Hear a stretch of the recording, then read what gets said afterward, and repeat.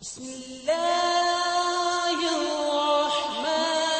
الرحیم۔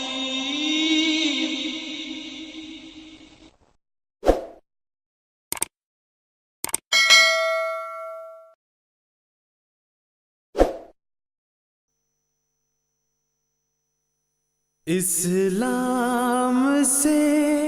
نہ بھاگو، راہ خدا یہی ہے۔ اے سونے والو جاگو، شمس الضحیٰ یہی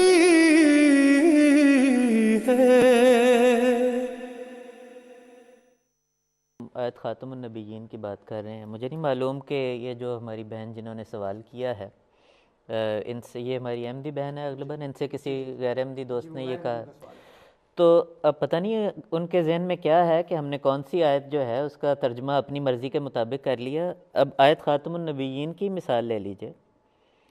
میں نے عرض کیا تھا کہ ہمیں الفاظ سے کوئی غرض نہیں، ہم قرآن، جیسے فضل صاحب نے بھی کہا ہے، ہم قرآن مجید کا کوئی ایسی تشریح نہیں کر سکتے جو آپ صلی اللہ علیہ وسلم کے مقام اور مرتبے کے خلاف۔ اب آیت خاتم النبیین کی مثال لے لیجئے کہ جو تشریح ہمارے غیر احمدی بھائی کرتے ہیں کہ جی حضرت صلی اللہ علیہ وسلم نے نبیوں کو ختم کر دیا اور آپ آخری نبی، سوال یہ پیدا ہوتا ہے کہ کیا خاتم النبیین کے الفاظ جو قرآن مجید میں حضرت صلی اللہ علیہ وسلم کے لیے استعمال ہوئے، کیا یہ ایک بلند مقام اور مرتبہ ہے؟ کیا یہ ایک بہت بڑا روحانی مقام اور منصب ہے جو نبی کریم صلی اللہ علیہ وسلم کو عطا کیا گیا، یا محض ایک سٹیٹمنٹ آف فیکٹ ہے کہ جی آپ آخری نبی؟ اصولی طور پر اگر معمولی سا تدبر کے ساتھ اور تقوی کے ساتھ، میں تمام اپنے غیر احمدی بھائیوں کو یہ دعوت دیتا ہوں کہ اگر وہ غور کریں تو ایک لمحے میں یہ بات سمجھ آ سکتی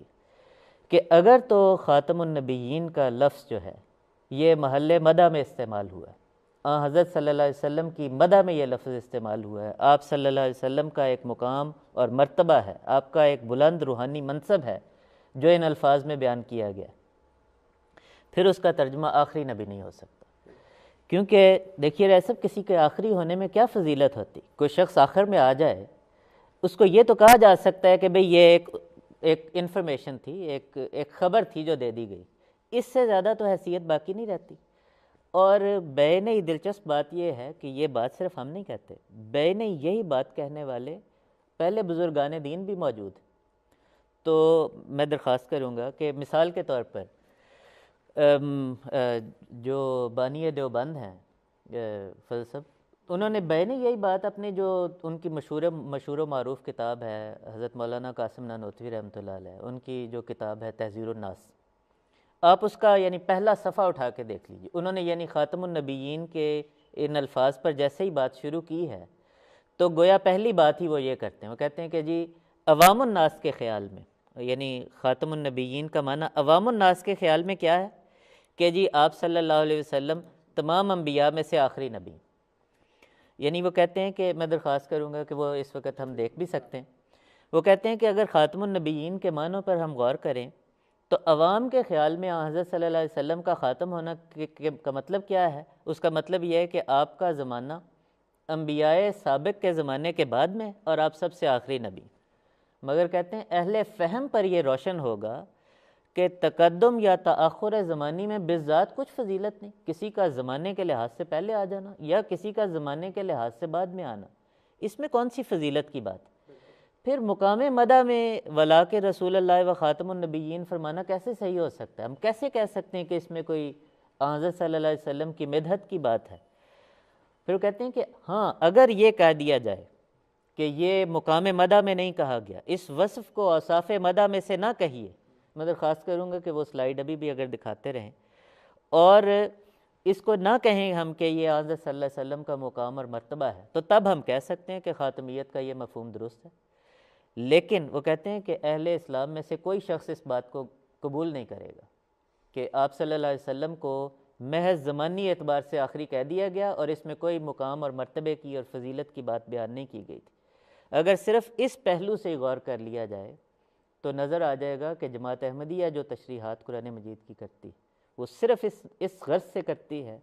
کہ قرآن مجید کی تعلیم کا بول بالا ہو، شریعت اسلامیہ جو ہے وہ حقیقت میں اپنی روح کے ساتھ قائم ہو، حضرت صلی اللہ علیہ وسلم کی عزت جو ہے اس کا جھنڈا جو ہے وہ تمام دنیا میں لہرائے، اس سے زیادہ اور کوئی مقصد نہیں۔ ٹھیک ہے، بہت اچھے مومن صاحب، دیکھیں کسی بھی پہلو سے جماعت احمدیہ کے موقف کو دیکھ لیں، جماعت احمدیہ حضرت عیسیٰ علیہ السلام کی وفات کا ذکر کرتی ہے، جماعت احمدیہ حضرت صلی اللہ علیہ وسلم کے خاتم النبیین ہونے کا ذکر کرتی ہے، جماعت احمدیہ اس چیز کا ذکر کرتی ہے کہ حضرت صلی اللہ علیہ وسلم کی کامل اطاعت کرتے ہوئے آپ کے حکموں کے مطابق، آپ کی پیشگوئیوں کے مطابق حضرت مرزا غلام احمد قادیانی علیہ السلام اس دنیا میں آئے ہیں۔ کسی بھی پہلو سے ان تمام دعوی کا جائزہ لے لیں تو آپ کو یہ پتہ لگے گا کہ یہ دراصل اسلام کی افضلیت کو ثابت کرتے ہیں۔